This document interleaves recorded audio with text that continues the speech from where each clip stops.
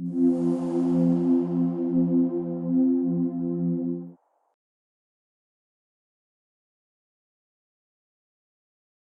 pajama.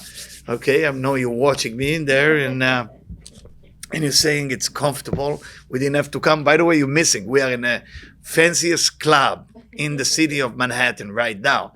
Cannot show you what's going on here. You have like decoration and curtain and outside and people and table from marble, green marble. You're missing. Anyway, I'm here to tell you the story of Vayera. And the story of Vayera go like this. Basically, this is after Parashat Lech Lecha. After Parashat Lech Lecha, Avram is established a connection to the Creator, and he established something that we will call in our generation quantum physics. He's established the concept of quantum physics, which is one God. Before Avram, everybody believed that there is more than one force. Avram discovered that there is actually one force that created many aspects of that force. That was not exist before. The only thing that was exist before, it was God of the fire, God of the goodness, God of the bad. There's no such a thing. From here we can learn also, when you go into a rough time, I hear some Jewish people always say, oh my God, this is the negative side that attack me. There is really no negative side. The negative side is actually working for the good side too, meaning God. So God's sending the negative side to make sure to attack you on a daily basis, every minute, every day, all day. So you say, well, why? Why would he do this to me? Because how do you think you get stronger? How do you think you get reward? What are you going to get reward for? For doing good? For doing good, you don't get reward for doing good. You get reward for overcoming the bad. Always remember that. A person, when those of you who have kids or those of you who have grandkids, you want to make sure they grow well. It's not about how much money they're going to make or what kind of dream they're going to achieve. That's good. What is that they overcome? Success, a real success. What is that you are overcome? Not what did you achieve. Achieving is one thing. What you overcome is another thing. So it's two forces all the time. So Avraham, we look at the story. Avraham, Vayar, Elav Hashem belonem Avraham. Hashem, Yud Kevavkei, Tajegamatan is revealing to Avraham in a place called Mamre. Of course, I mean, I can make this lecture for 5 hours, and I will tell you why Dafka Mamre. Why in Mamre? Mamre is a person who's actually advised Avraham to go for the Brit. Avraham, 99 years old. His words worry. He has a rock. He has to circumcise himself. It's painful. It's not pleasant. So Mamre had to convince him to do it. That's why it happened here. So Avraham is seeing now 3 angels, but he didn't know they were angels. They look like Ishmaelim. Ishmaelim are not Muslim, they are Arabs. I hope you understand. Muhammad came about after, 1700 years ago, 1200 years ago? That's Islam. Before that, there was no Islam. I don't know if you know that. It was Arabs. Arab didn't practice Islam because it was no Islam. Arab practiced something called idol worshipping. That was the practice. In Mecca was the center of idol worshipping. Muhammad married for the second time a very wealthy woman. She was a widow. He came up with a story, and I have to say it's a story, as the Rambam explained it. He came up with a story that the angel Gabriel talked to him, and the angel Gabriel told him to create a new religion. Why is it a story? Because whoever didn't listen got killed, because he had enough money to hire a good army that they have to listen to him. And that's how Islam was established. Islam based on a book called Quran. Quran is not a religious book, by the way. Those of you who challenge you, if you have a Muslim friend, it's not a religious book. It's a philosophy book. There's a big difference. Okay, it's a philosophy. It's not a religious book. And I just want to make sure, even I've been asked not to get off the parasha, but I want to tell you this. So you see 3 Arabs guests. He didn't know they are angel, but you know that angel they cannot bend their knee. They don't have joint. For that reason, he say, Isha'anu tachat ha'etz, meaning lean on the tree. You can't see it, but at least you can lean on the tree. And he's treating them. From here, we know that the Arabs and the Jew have hospitality. Remember, Arabs and Jew both have hospitality because we are the children of Abraham. Hospitality is one of the first mitzvot that you will have as a person. If in your house, for example, you have the smallest apartment in Manhattan, but nobody visits you ever in your house, it's a crime. You're actually destroying your life. You gotta have a guest once a month. Once a month, gotta have a guest, even for a tea, because they doing you a favor. You're not doing them a favor by giving them tea. I know some people at home, they call me and say, it's cold, I don't feel the energy. I said, you have a guest. No, it's going to continue to be cold. So don't ever let your house go 1 month without a guest. I don't care how small it is, or how ugly it is, or you don't have enough chair, or you don't have enough table. Stop. Stop with that excuse. Bring a sandwich, put it on the table, call your friend Yosef and say, Yosef, I have a sandwich for you. That's what I have. Please, come and eat with me. They are actually making your home with so much energy. Always have a guest. Remember that. You don't have a guest, it's not good for you. Hospitality is one of the strongest mitzvot. We know it from this week, parashah, that Avraham is actually in the middle of conversation with Yud Kevavke, Tajagamadan, he let it go for the sake of treating people nice and get him into his house. So they're telling him that his wife will give a birth to Isaac. Sarah listened to it. And as Sarah listened to it, she's laughing. And as she's laughing, God said, why is she laughing? She doesn't believe in me. Sarah said, I never said I don't believe in you. Basically, if you look in Rashi, you look at the commentary, Sarah was laughing because she got her period. She was only 90, Avram was only 100. She got her period back. But she was laughing because her husband was 100. So she was questioning if he physically had the capability to have children. But God didn't want Avram to know that that's why she laughed, to create shalom bayit meaning peace among them. So God kind of joined that idea as if Sarah did something wrong. So Avram would not even know that she was thinking that about him. What do we learn from this part? We learn about the shalom bayit. Making peace between two people is more important than anything. Amavi shalom ben adam lechavro. We say it every morning in the tefillah. So to bring peace between people, it's so important that you can actually light a white light for the sake of putting people together. Anyway, so the parasha continue, and then we have the story of Sodom and Gomorrah. And Sodom and Gomorrah, God is coming to Abraham, is telling you, listen, Abraham, we're going to get rid of those people, they're bad. Remember, the same thing happened to Noach, but Noach just build the boat and build the boat and build the boat and hope that they will stop him. But it didn't stop him. 130 years is building something and nobody even stopped him. And now they're coming to Abraham and they tell him, we're going to kill all those people. Abraham start to negotiate with God. Maybe there is 50 righteous, maybe 45, maybe 40, 30, 20, 10. Once he get to million, 10, there is no 10 in, good people in Sodom. So he's back off and he start getting to a point that he's saving his nephew, the famous Lot, the son of Haran. And we see that the angels, each one of them has only one job. Angel cannot do two jobs. Let's say Raphael, the angel Raphael, come to help Abraham with the circumcision. It was painful. But he also came, and Gabriel came to destroy Sodom and Gomorrah. Michael came to resurrect the womb of Sarah. Sarah was not born with a womb. She was born like a man. She didn't have ability to have children. So Michael is the angel of resurrection. He's putting, every angel has a job. Gabriel is destruction. It's called left column angel. So Gabriel went to Sodom and Gomorrah, right? Gabriel went to Sodom and Gomorrah, and Michael went to Sodom and Gomorrah to save Lot. One to save Lot, one to destroy the city. So angel can only do one job. They don't do more than one job. And when about to destroy Sodom and Gomorrah, of course, the family of Lot is living. His wife, looking backward, she become salt, Netziv Melach. There's many commentary about why she looked back. It's the idea is when there is judgment, it's called achoraim, meaning it's backward. So any type of judgment, sometimes there is judgment in your area, make sure you give your back to the judgment, not your face. Once you're facing the judgment, let's say if there is accident on the highway, don't ever look at it. When you look, Rabbi Isaac Luria said, when you look at the accident, you're drawing all the energy from that into your soul.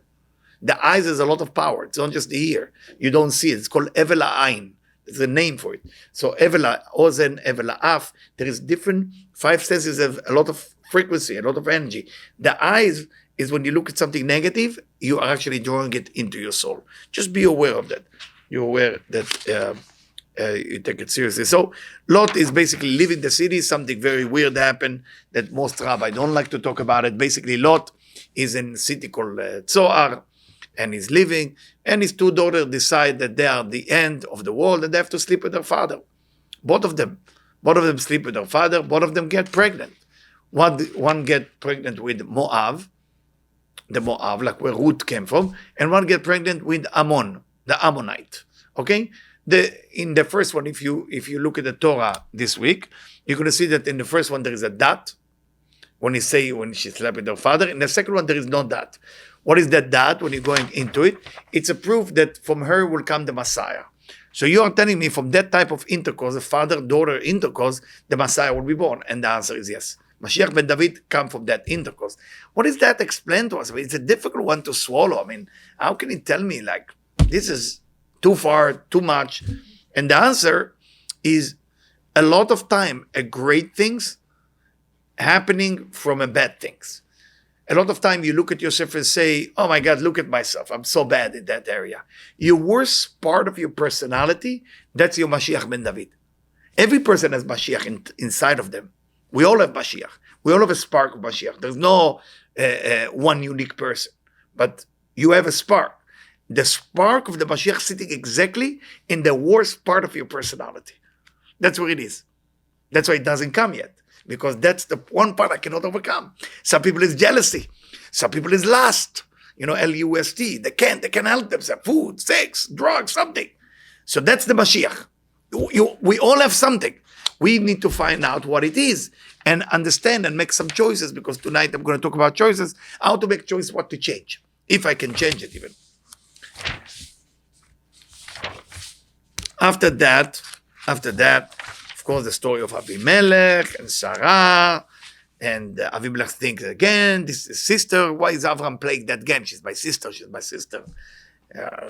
Keep playing this game because there is no yirah. מה זה יראה? What is this יראה? I keep repeating, Avram. No יראה, no יראה. יראה mean that you're getting into a city that they have no awareness. Like yesterday, somebody sent me a video from Russia, I think, south of Russia. That's the place with no yirah. That the people went to the airport. I don't know the name of the city with D. Yeah. So they come and attack like ants, like a bad ants, like ants who have a bad day. And screaming, like I stop. I mean, my family told me to stop it. I stopped some of those crazy people, and I told them, hey, do you know where Palestine is? Like, I want to know if they know. I don't know. It's around Tahiti. I said, Tahiti? They have no clue. I said, what are you fighting? You even know what you're fighting? So that's called no yirah. Yirah meaning awareness.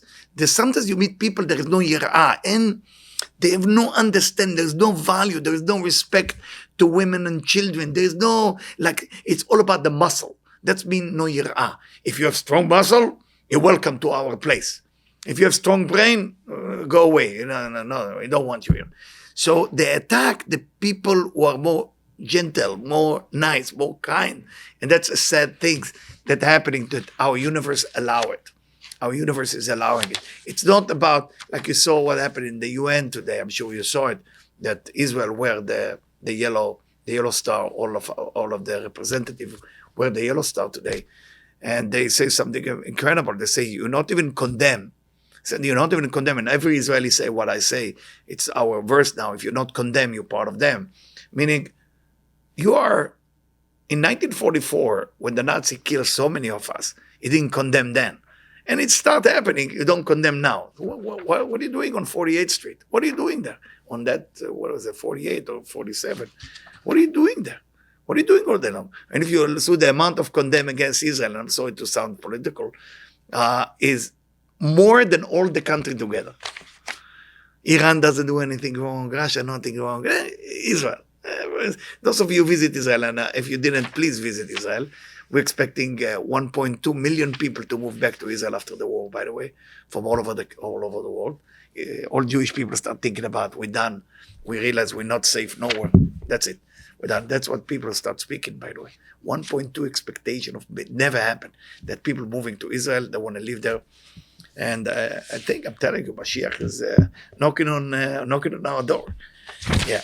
Anyway, so Sarah is giving birth, and everything is beautiful. We have Isaac been born, and Avraham making mishteh. After 2 years of breastfeeding, you're supposed to make a party, because you cannot feed the baby more than 2 years. 2 years is the maximum.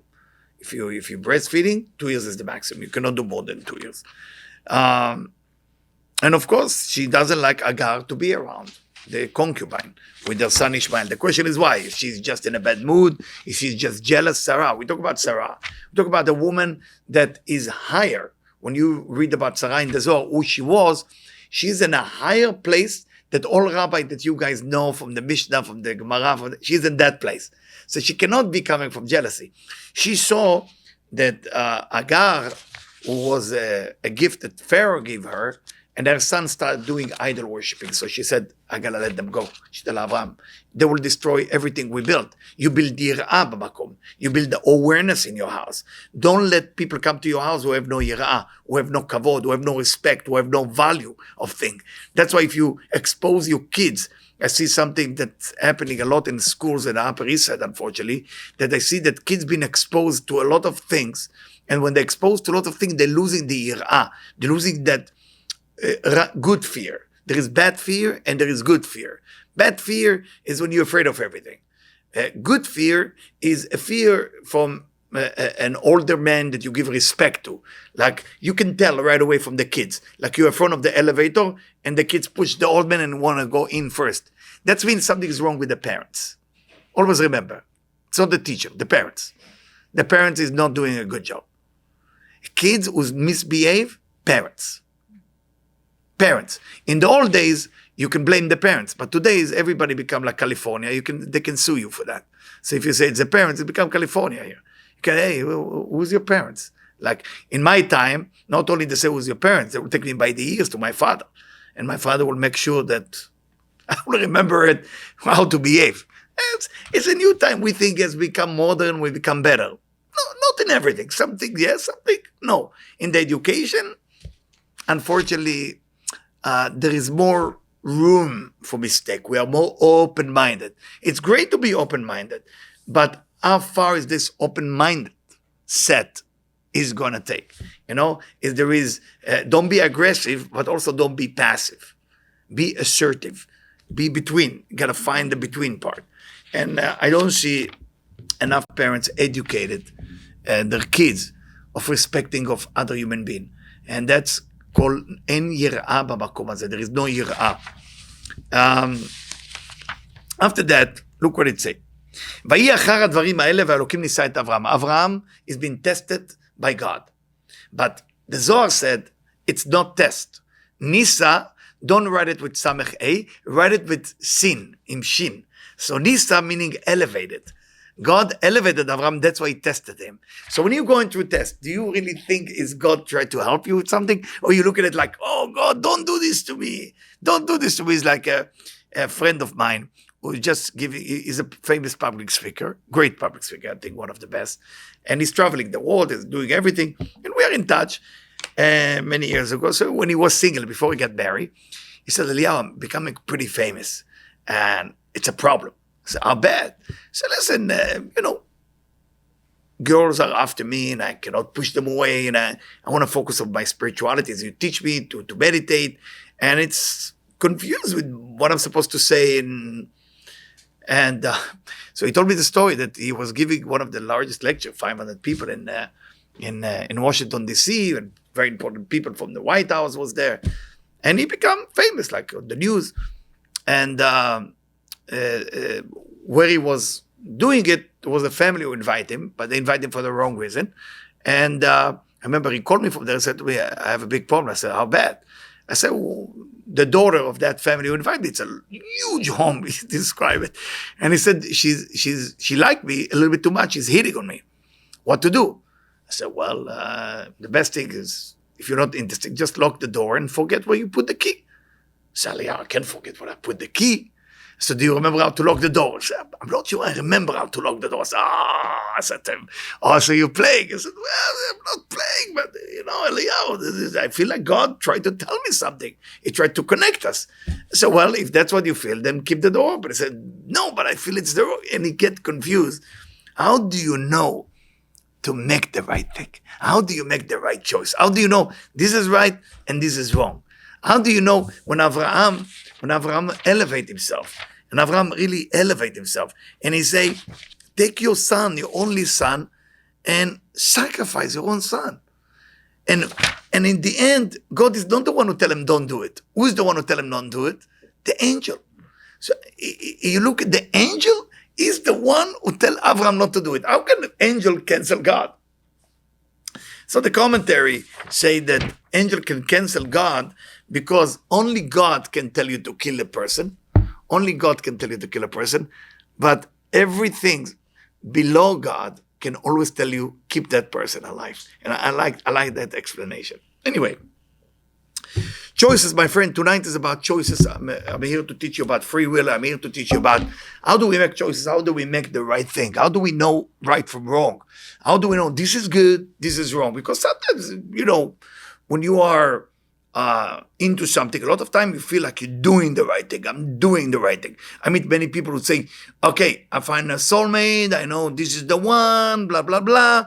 2.5 years later, I'm getting divorced. What happened? It was the one, the wedding, the chuppah cost you so much money, the expensive wine, red wine, white wine, the party, band, gone. That's it. Was that the right choice or the wrong choice? Choices, the beautiful thing about choices, something I heard from a wonderful mentor, Rabbi Parnas is them, Rabbi Parnas from Williamsburg, many years ago. He speak Yiddish, but then he translated to me. He said to me, Eliyahu, choices are like chulent. Chulent, those of you who don't know what chulent is, it's a dish that you cook for, you know chulent, yeah? Chamin, yeah? It's a bean. Somebody doesn't know what chulent is? Okay. It's a bean stew that you're supposed to leave it on Friday night, and in the next morning after the tefillah, you're eating it. Chulent. So, what do you mean? Like chulent, choices are like chulent. Say, you don't know. You have to accept, let go of control. Get out of this control freak mentality. You don't know. I know a lot of people have this control thing. I need to know. Let me tell you, because you know you're going to do a mistake. Don't control it. So make sure when it's come to choices, go with it. Because the journey of life is not just making the right thing. The journey of life is part of it is your mistake. Don't look at your mistake as a mistake. Look at the mistake as part of your journey. Don't hate your mistake. Understand, like the Rabbi Nachman and Breslev say, take the mistake, take it into here, talk to it, and ask it, why you came to me? Talk to the mistake, why you came to me? I'm suffering from anger. What do you want? What do you want to teach me this lifetime? I know there is reincarnation. I know we're coming here many lifetimes. So this lifetime, they gave you a Yetzer Hara, meaning evil inclination of anger. Another lifetime, they're going to give you a Yetzer Hara of lust. Another reincarnation, they will give you a Yetzer Hara of jealousy. Every person will give evil inclination of different kind. But why are you hating that Yetzer Hara? It was given to you by God. Who do you think created the Yetzer Hara? Who created the evil inclination?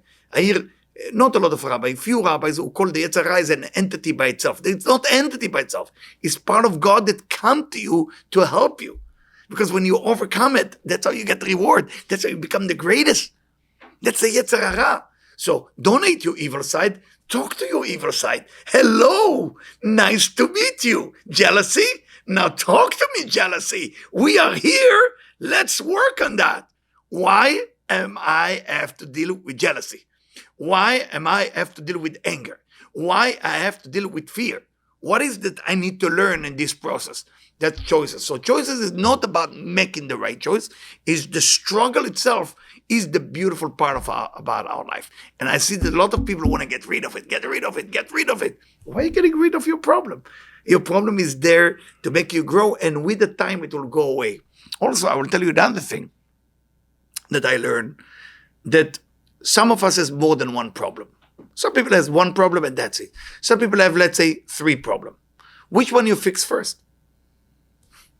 It's a question, right? What do you think about it? What do you think? What do you think? Please. The easiest one, because then you go to them. Very good, very good. I didn't know that. Thank you for sharing that. I didn't know that.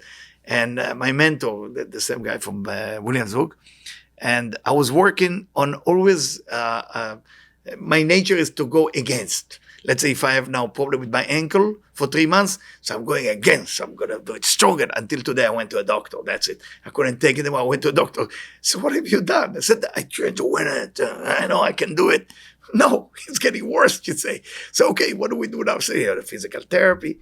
So the easy part, once you fix one part of yourself, now left for you two, don't go for the toughest one, because if you are like me, you're usually going to go for the tougher one. You're going to waste time. You're going to do well, and then you're going to crash. And well, and you're going to crash. If you feel you're suffering from that syndrome like I went through, up, and then crash so bad. Up, and then crash again. Go and take a different mitzvah to work on. Go work on different issue. And then by working on different issue, it's eventually you will have the merit to work on the second one. And that's when I start my spiritual journey, I didn't know that. And for you, it's come easy, but for me, it didn't come that easy. Is that clear for everybody? Okay. Now, because of choices, I want to read to you a section from the Zohar that talk about the choices Avraham made. And look at that. בואו ראה את הענווה של אברהם. Come and behold and see the beauty about how humble was Avraham. שאף על פי שאמר לו הקדוש ברוך הוא, even God spoke to him, זעקת סדום ועמורה כי רבה. He told them Sodom and Gomorrah, the screaming there of negativity is the worst. By the way, if you don't know what happened in Sodom and Gomorrah, they have one rules, not to share. It was one rule. If you share charity, they will kill you. You can't give charity. You're not allowed. You're not allowed to give. You're not allowed to be kind. So it's the opposite of chesed. It's all גבורות. ואם כל זה שהתמהמה עמו וידוע לו שרצה לעשות דין בסדום, לא יתפלל לפניו שיציל את לוט, זה עמו דין.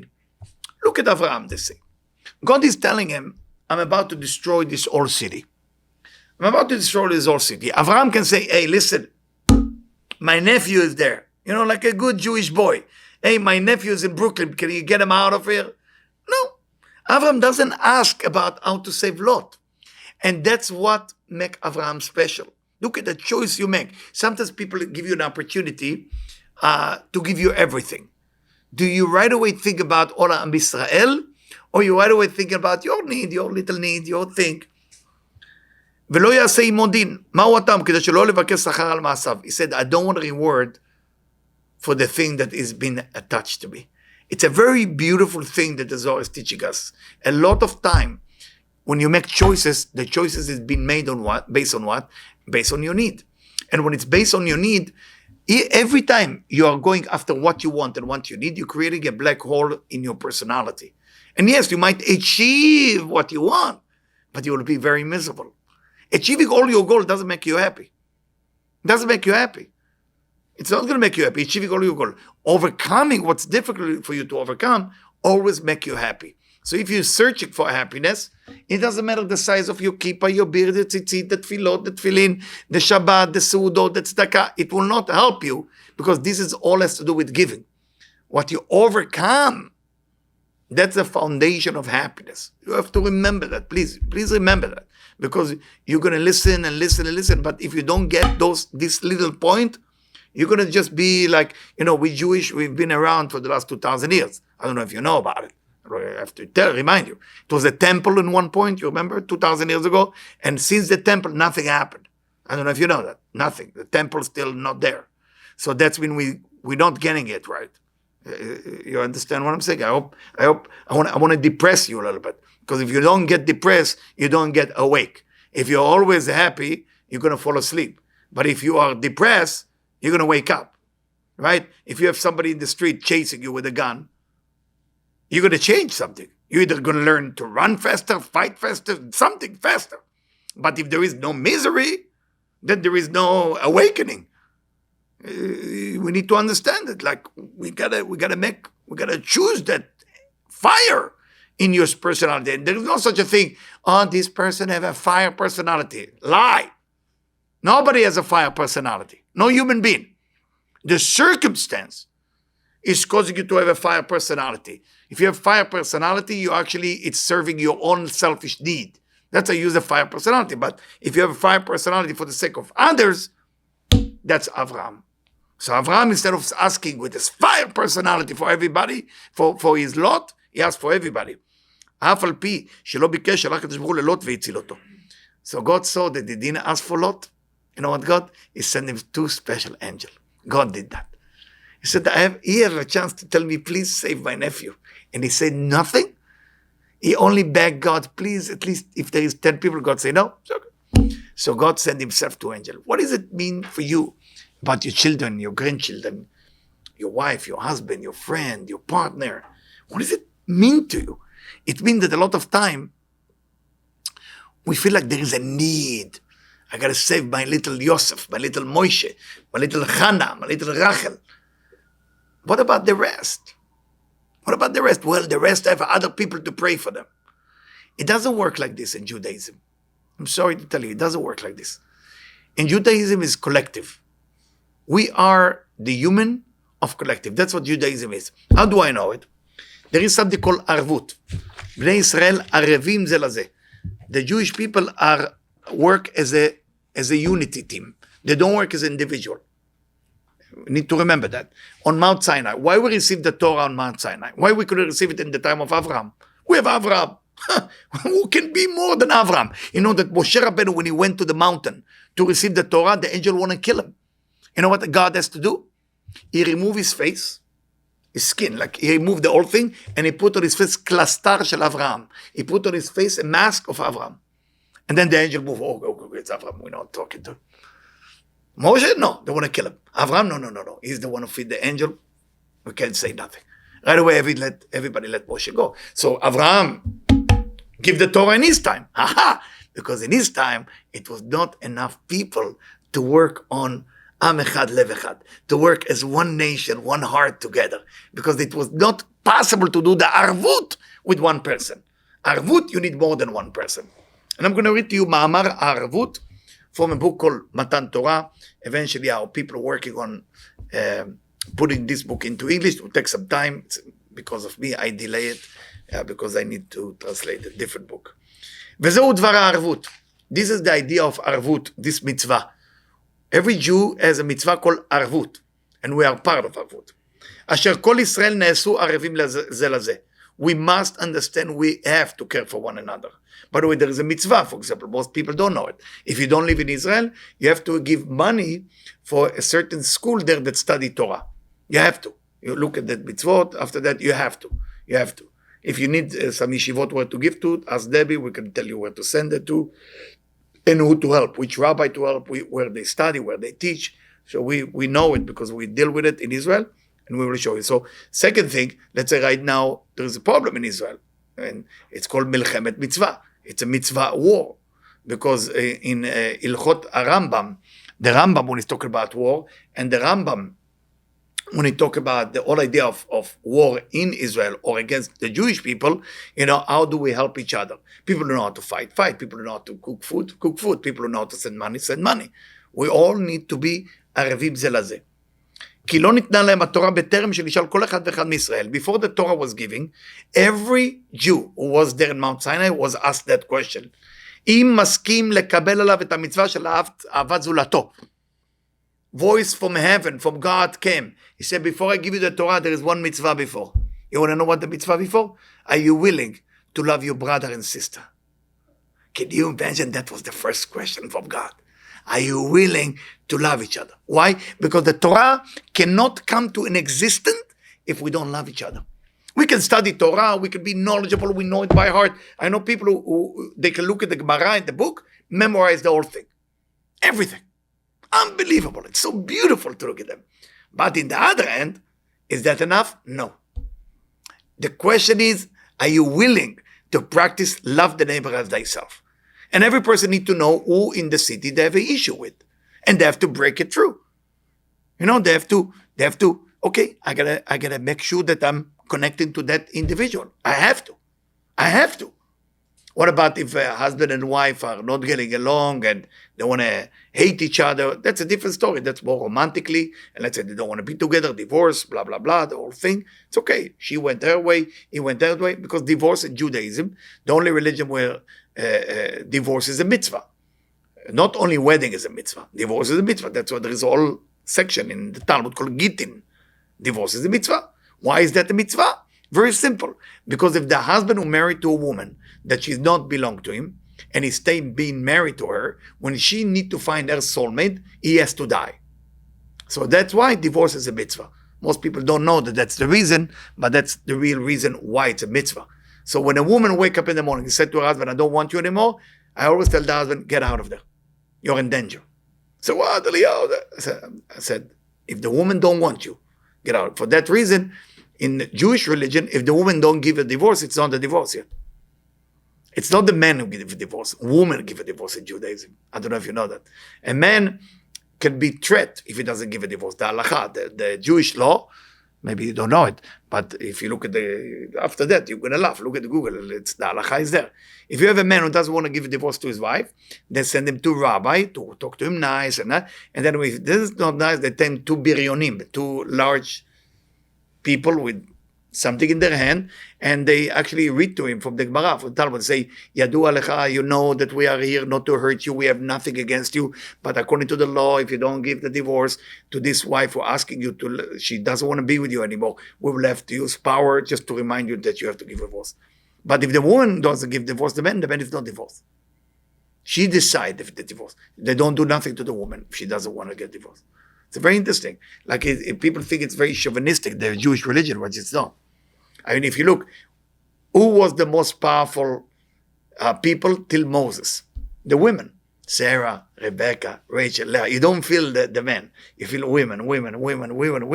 Moshe. That's it. And be aware of that. I mean, if you look the whole time, you have women who are the winner. It's not my words, it's Rabbi Isaac Luria word. שנשאל כל אחד ואחד מישראל מסכים לקבל עליו את המצווה של אהבת זולתו, בשיעור הכתוב ואהבת לך כמוך, בכל שיעורו, דהיינו שכל אחד ואחד יקבל על עצמו לדאוג. What does that mean to accept each other or to love each other? Look what the rules included. לדאוג, to care, ולעבוד בעד כל אחד מחברי האומה, and to work for the other person. למלות כל צרכיו, to fulfill all their need, לא פחות ממה שהוטבע, באדם לדאוג בעד צרכי עצמו. So you're making a list of all the things you want, and you start supplying that to another human being. You cannot supply it just for you. What about your need? How do you make choice about your need? Tonight is about choice. Well, you don't. If you have, it's called Ummah Shlema, and there is Rabbi Mordechai Scheinberger, he's not feeling well, may Hashem give him blessing. He's the last rabbi who gave me the smicha for Kabbalah, because there is smicha regular rabbi, and there is smicha just for Mekubalim, just for Kabbalists. So he just gave me the one. And he tested me, tough test, but Baruch Hashem, everything is okay, passed it. And so he has a lecture, it's called Auma. He built the yeshiva in Eretz Israel, one of the largest one for Kabbalah. It's called Or Ganuz. And he's old. He's the last student of Rabbi Bradwein. That's it. It's the last one that left from that generation. And may Hashem give him a long life. And when he talk about that, he's saying that because he know what I'm doing here, he know what I'm doing outside of Israel, is to build a group of people. Let's say we are knowing each other now for 1 year. We have to care about one another, but we can never care about my own need. The rest of the group know your need. It's in the list. They care of your need. So you're always busy doing for others, but you can never take care of your own need. Coffee is going to be served to you. Food will be served to you. Everything you want will arrive to you without you even moving a finger. Like in Passover, I don't know if you know the halakha on Passover, you cannot pour your own wine. The wine has to be poured by another person. You know that, right, about Passover. You cannot lo mozeg la'atzmo yain. Somebody else has to pour the wine for you. Why? Because that's how the Mashiach going to look like. We are not taking care of, no need for ourselves. You need socks, they get you socks. You need pants, you get you pants. That's a beautiful chevra. It's called Ma'amar Ha'umah. And he writes like this. So when they say Na'aseh v'nishma, what does it mean Na'aseh v'nishma? We will do and we will listen. הרי שכל אחד מישראל נעשה ערב שלא יחסר דבר מה לשום חבר מחברי האומה.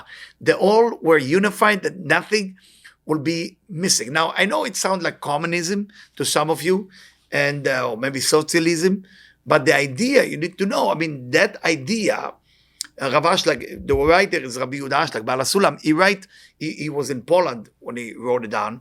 That was after First World War, between First World War and Second World War. So before 1922, around 1922, he wrote it. And he writes that communism could work if God was involved in it. He say that I'm giving you, you giving me, it's not enough. I gotta have a higher power. I'm giving you because the higher power command me to give to you. And for that reason, that's a good thing. But if I'm giving you, you're giving me, it's becoming a mafia. Because I'm giving you something, you're gonna like me, you're gonna give me too, so it's between two of us. But if it's a higher power that tell me I have to give you, that I love the neighbor as thyself, it's not enough. Love the neighbor as thyself because I was commanded by God, love the neighbor as thyself. If love the neighbor as thyself is only love the neighbor as thyself, that's not good enough. Because that is kind of, it left for me the choice to make it right, to make it wrong. But when you do love the neighbor as thyself, based on what God command you, then of course this whole idea is a big difference. אשר אז נעשו ראויים לקבלת התורה ולא זולת, משום שבערבות הכללית הזאת נפטר כל אחד מהאומה מכל דאגתו וצרכי גופו וצריך יכול לקיים מצווה וצריכת החומר כמו לשיעורו. When you no longer need to take care of your own need, you truly can achieve the level of love the neighbor as thyself. If you still have to care about your own need, you cannot practice love the neighbor as thyself. You can't, because you still have a need. You have to buy shoes, you have to buy socks, you have to go to the hair salon. No. The ummah, the people are basically taking care of you totally. And so the Paul, by the way, there is more to sit here if you want to sit. So everybody will feel comfortable. וניתן כל מה שיש לו לכל המצטרך, היינו שאינו מפחד עוד בעד קיום גוף עצמו. And the person is no longer afraid not to have something. You're not afraid not to have something because you're going to have it. The rest of the group taking care of you. If we not practice that, love the neighbor as thyself among us, then there is no chok ha'arvut, then the arvut is been cancelled. Arvut can only work if I'm taking care of the ummah, I'm taking care of everybody, nothing for me. Nothing. And while let's say I need to feed you, I'm taking a plate and I don't know, sushi, and I'm going around, what do you want to eat? What do you want to eat? I want to serve you. I need it. Please, I need it. Please, I'm begging you. I need it. So, okay, give me some salmon, tuna. I put here. What do you need? In the meantime, while I'm taking care of everybody also taking care of me. So if there is 10 people in the room, 1 is taking care of 9. 9 is taking care of 1. Another 1 is taking care of, it's everybody taking care of everybody. In Chassidut, actually on Purim, when you do Mishloach Manot, in big Chassiduyot, you're not allowed to give directly. You give to him, to give to her, to give to this, to give. So everybody is in a giving mode because Mishloach Manot, most people don't do it enough. Mishloach Manot is a must. It's a must, and I don't think people do it enough. Let's say if you have a building like that and you want to give to everybody. So you're going around the mezuzah, you know what the part of that building is, and you start giving. Wherever you live, you better give. More than 1, 2, 3 people. Give, mishloach manot. Mishloach manot. Your whole parnasa, your whole money depends on mishloach manot. And most people don't even know it. In fact, from the beginning of Adar, you better walk with cash in your pocket. And on the day of Purim, make sure you walk with cash in your hand, and whoever asks you for money, even this person is ganav, for sure he's a thief, you give him money. How come? Why only on Purim? Because Purim is called in Kabbalah Yesod De'aba, meaning it is an extension of energy that lasts for the whole year, and when you give it, you become the extent. Giving from above, they're opening the channels, meaning you're going to get money even if you don't deserve it because you give to people that don't deserve it all. So it's all circle. But it's all about circle. It's all the time why you do what you do. כי יודע בטוח ש600,000 אוהבים נאמנים נמצאים בסביבתו, שמטעם זה לא היו מוכנים בכלל לקבלת התורה מזמן אברהם, יצחק ויעקב. That's the answer. They couldn't receive the Torah on אברהם, יצחק ויעקב until they were coming from out of Egypt, והיו לו אומה שלמה בפני עצמה. כי אז דסתה המציאות שכל אחד יהיה מובטח בכל צרכיו, בלי שום דאגה ויראו כלל, מה שאין כן בהיותם עוד מעורבים בין המצרים. So why they couldn't do it in Egypt? Why they have to wait until they get out of Egypt? Because Egypt doesn't talk about land called Egypt. The word Egypt in Hebrew, you call it Mitzrayim, from the word Metzar. Metzar, Metzar. Metzar means narrow. What is the king of Egypt? Pharaoh. How do you say neck? The back of the neck in Hebrew. Oref, the same letter as Pharaoh. Oref, Paro, same letter. Ken, Oref. So the narrow part of your body, right, is the neck. You know that, right? The narrow. If you want, let's say, buy a pants, you don't have to wear the pants. Just close the pants, zip it up, and just do it like this. That's the size of exactly what you need. So your neck actually is basically the narrow part of the body. That's the Mitzrayim. That's how Ashkenazi, for example, put the neck on the plate. Like this is the neck of Mitzrayim, and you're burning it. Some Sfaradim putting the zroa. They put like an old lamb arm to put it there. So the whole idea of if they would do it while they were in Egypt, they were still busy with what was the Egyptian good for? Pyramid. What does the pyramid look like? A missing Magen David, meaning all of the above is coming to me. What does Magen David mean? It's called Maim Nukvim too. Maim Nukvim meaning from below to above, meaning this way as well. For me to above, from above to me. That's a Magen David. That's why the Freemason, who adapt a lot of the thing from the Jewish people, if you look at the sign of the Freemason, they also have that thing, that look almost like Magen David. So when they were in Egypt, they couldn't practice love the neighbor as they said. They couldn't, because all Egypt was not about the slavery thing. People think the slavery, oh my God, they built the pyramid. I don't think they were in the area of the pyramid even, physically. But the slavery was that they were educated to be slave to their selfish agenda. Every person was about me, me, me, me. What can I get? What can I get? What can I get? If you look at after they left Egypt, what is the complaint about? What is the main complaint? Zacharnu et hadaga, we remember the fish. Zacharnu et hakishuim, we remember the zucchini. Zacharnu et habetzalim והשומעים והאבטחים חינם. We remember all of what we received in Egypt for free. It was almost living in Costco and you get everything you want for free. It sounds like a good deal. No. In Judaism, it's considered the worst deal, getting things for free. It's what's killing you. Earning make you happy. Receiving make you miserable. Everything that you receive will not make you happy until you earn it. That's why you see a lot of time children who born to very wealthy family getting everything. Father, I want a car. Hey, I have a Bentley. Is Bentley okay for you? A Bentley from last year. No, I want a new Bentley. I don't like the old Bentley. Okay, get you a new Bentley. And he get him a new Bentley and the kid's still miserable. You know why? Because he never get a chance to earn it. And that's the one part that parents don't get. Teachers don't get. You want the kids to be happy? How can I make my kids earning what he got, what she got? That's how you make people happy.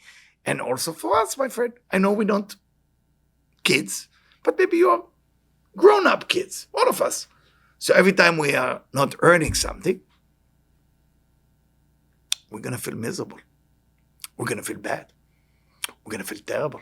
Why? Because earning is the name of the game. Not getting is the name of the game. Not how much money you make, how much money can you earn. Not what type of house I'm supposed to have, what type of house I can earn.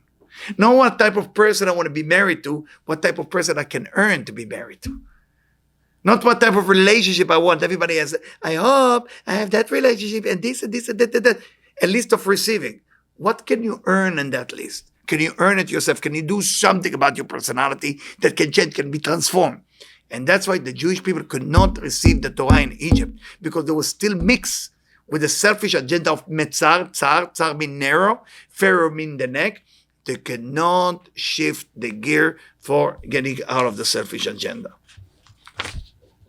And their choices was giving to the people who control them. That was all about me, me, me, me, and myself. For that reason, the giving of the Torah has to wait until they get out of Egypt. So they will be Ummah. There will be a nation. There will be a Jewish nation that practice the whole idea. I have to care for you. You have to care for me. So when I hear sometimes people say, you know what? I'm going to help you. No. Don't. You need the help. Not the person who received the help need the help. The one who give the help need the help. If you have that stupidity idea that they teach you in what school, I don't know, giving is not a favor. Giving is a zchut, is a merit that you get. You cannot give because something is stuck in your life. If you didn't give today, something is really not working in your life. If you didn't give no good words, no postcard, no gift to nobody, not a good text to someone. You need help. If you have no guest in your house in the last months, you need help. Why you need help? Because you're not into giving. So what you into? What you into? Knowing another book? You're going to study that book. Then what? What for? What for? Read Pinocchio will do better for you. Once you're going to get close to the Torah, you have one thing to ask yourself. Are you sharing? Are you giving? For that reason, the Torah had to wait until we're getting out of Egypt. Until we're getting out of Egypt. A lot of people study Torah lately, and I love it. You see young boys with yarmulke, the beard growing beautiful. They trim it, make it even bigger. They have a nice tzitzit, inside, out, outside, in, like a sushi. Some people wear it on out, some people on the inside. You never know. You know? But in the end of the day, hey, can you help me with something? Nah, I'm busy putting tefillin now. Can you help me after tefillin? Nah, I'm doing a mitzvah now. What mitzvah? Derech eretz kadma la Torah. The way we behave with people, are we sharing, are we generous? That's really what it's all about. Love the neighbor as themselves. And that's what the Zohar in this week parasha want to teach us. Abraham was not busy with Lot. Abraham was busy, am I practicing my sharing? Am I practicing what I'm here to do? And if I'm not practicing what I'm here to do with sharing, then what am I doing here? 2,000 years ago, it was a temple. Today, we don't have a temple. Because we think that we're supposed to be some tzaddikim. Let me tell you the bad news. None of you and none of us here in this room will be like Abraham, Isaac, and Jacob. If you disagree, I'm sorry, your ego is catching your soul. None of you women will be like Sarah, Rebecca, Rachel, and Leah. Get over it. Get over it. You're not going to be as good as them. Sometimes you could have a glimpse, like you have a spark like them. Because in every generation, you're supposed to have Avram spark, Isaac spark, every generation. They're coming to our body and our soul. We're not going to be Rabbi Shimon Bar Yochai. It's in the Talmud. Al tenasu la'asot keRabbi Shimon, ki lo ya'ale beyadchem. Don't try to be like Rabbi Shimon. It's a waste of time. So if we cannot do like them, why we are here? Why Hashem give birth to us? What is the choices I'm supposed to make? I mean, I can't be Rabbi Shimon. Rabbi Shimon, look at the person who's dead. He do whoop, he come back to life. He want to disappear, he make his body dematerialize from this area and move to London in 1 second. He doesn't. Rabbi Isaac Luria, when he used to pray in Tzfat with his group, he say, you know what, guys? I think we should do Kabbalah Shabbat in Yerushalayim. Are you going to get to Jerusalem? Don't worry, just hold my hand. Boop. 10 people teleport themselves to Yerushalayim. Can we do it? We cannot. So who are we? What is our mission? There is one mitzvah that left for the simple people to do. One. It's called arvut. Love the neighbor as thyself. This part, we didn't do yet as a group. We didn't accomplish. This is the one thing, the last thing. The last thing, and it doesn't seem so hard, but it's hard. I don't know if you try to work on it with every human being. With people you know, with people that you don't like. And you gotta be nice. Lama? Not because you do them a favor. I need to work on me. I have issues. I don't like you. I'm jealous from you. All the list. But God command me, love the neighbor as thyself. And I have a choice to make. And I'm going to make that choice to love you. Not because I'm in a mood to love you. I'm going to grow up into loving you. I'm going to grow up to be kind to you. I'm going to grow up to be more and more connecting to this Am Yisrael, to my people. Because it's hard for me. But I'm going to find a way. And that's the one mitzvah we're skipping on. It doesn't seem big deal. It is a big deal. I promise you.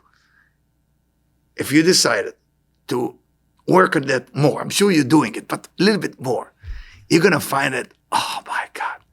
Putting the tefillin there, nobody bother you. Putting tzitzit there, you buy it in the store, put it on you. What's there for? Reading a book? No, you finished the book. What else are you going to do? Read the book. Instead of Netflix, you get a book. Goodbye. But love the neighbor as thyself. That mitzvah is going to chase you. Once, and don't ask for God to help you with that until you're ready. If you, tonight, for example, you say, God, I'm willing to work and love the neighbor as thyself. The bad news about it, things will start happening to you. Weird stuff will start happening. You're going to meet the wrong people in the elevator, wrong people in the subway, wrong Uber, wrong, the list of all the wrong possible. Tell you a story and then I'll let you go or let you eat.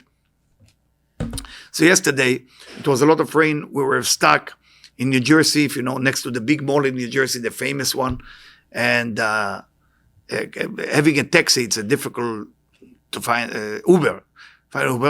So Debbie looked at me and looked at us. How are we going to find Uber? We're soaking wet. Bad news, no umbrella. So I have no answer. She doesn't have an answer. So we're just walking, Bezrat Hashem kind of thing. Suddenly I see a car that went through a disaster, like accident. Broken car. And the guy opened the window still in the old school. Can you imagine how old was the car?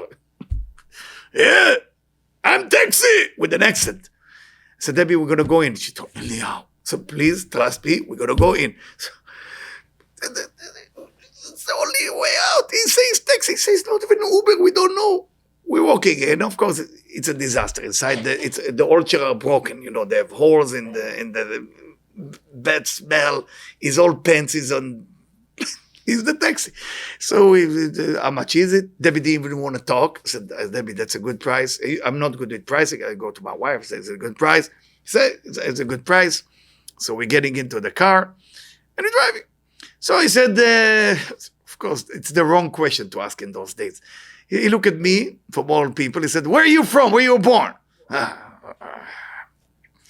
And Debbie, you know, I said, I'm born in Israel, born and raised in Israel. Sure, I'm from Lebanon. And then he said, Tahki Arabi, you speak Arabic? I said, Tahki shwaya, yeah, I speak a little bit, you know. And we have a conversation. 1 hour. It was good in the end. It was good. And I said, thank you for saving my life. I gave him an extra tip. In the middle, he said, listen, I can only take cash.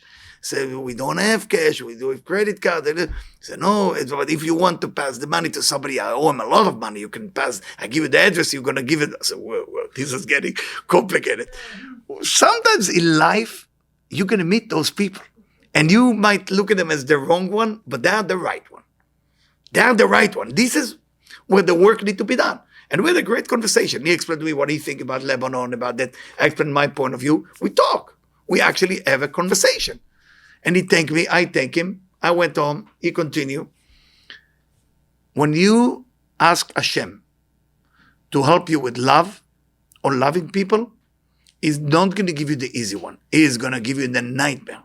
The one who taken your soup, the one who take your bag by mistake. Because there is a work that need to be done. There is a spiritual work that need to be done. And until we don't make choice to make it happen, we will read all the Torah, we will read all the Kabbalah, we will read everything, but if we're still not practicing love the neighbor as thyself, we're going to lose it. We're just going to lose it, unfortunately. And I hope, and I wish, and I desire for all of us to leave this room tonight with, text some people that you have an issue with. Text them. Don't wait until tomorrow. Please don't. Even text them while you're sitting here. Go text them. And I will tell you what. I teach you a trick. Instead of doing meditation on you, I will teach you a trick. It works for every human being. There is something called the 3-column tricks. It's called Chesed Gvura Tiferet. I will explain to you how it works. You are A, the other person is B. Okay? Now, you giving to B, A giving to B, but for the sake of receiving from C. C will be the creator. So the creator is giving you what you're looking for. Some of you soulmate, some of you, I don't know, money, some of you peace of mind, some of you happiness. You want that can come from the creator. If you give to B and expecting B to give you something, you lost the deal.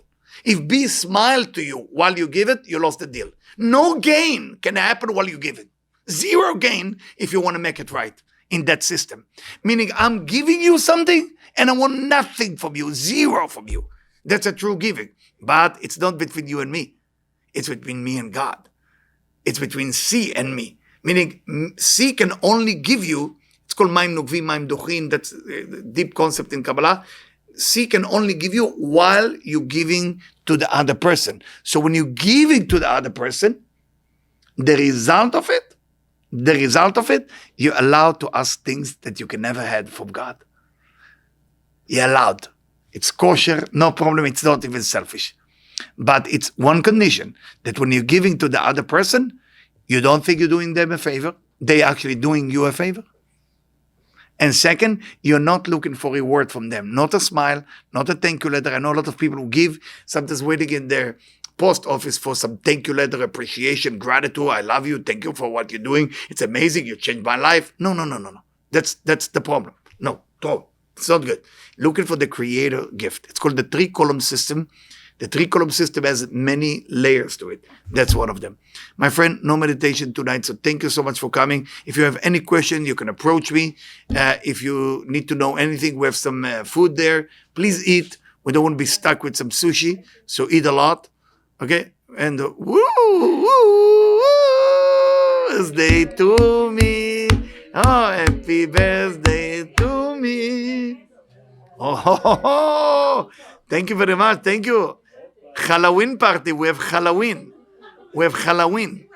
Wow, this is a big cake. What are we going to do with the size? We couldn't find a bigger size than that. Baruch Hashem. We tried, but it would be as big as New York. Yeah. Thank you. Thank you very much. So in Kabbalah, we're not supposed to blow the candle because the candle is ner. Ner is neshama ruach.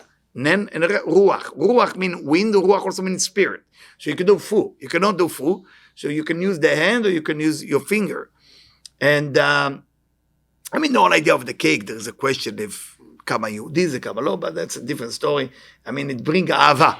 It brings ahava among us. It brings love among us. It brings unity among us. It brings us to connect to one another. And that's the most important thing. So B'ezrat Hashem, by me blowing off all the candle, B'ezrat Hashem, that all the enemy will be disappear like me, moving my hand like this. And B'ezrat Hashem, that the candle, Ner Hashem Nishmat Adam, that the candle of Hashem will shine on Bnei Israel, especially my brother and sister in Eretz Israel and Israel, that doing so much and contributing so much, and that basically that Hashem will put in the brain of the non-Jewish people love toward the Jewish people, because that's really what it's all about. And right now there is it's not radical Islam anymore. It's not Hamas, it's not Palestinian. I'm saying it for a long time, and everybody quieted me down for many years.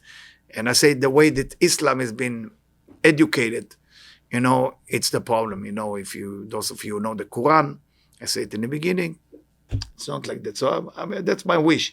My wish that they let us do our job, because it's written in the Quran, the New Testament, in the Bible, without the Yehudi, without the Jew doing the spiritual work, the whole world will be a disaster. Not just for the Jew, for all the nations. It will be a disaster.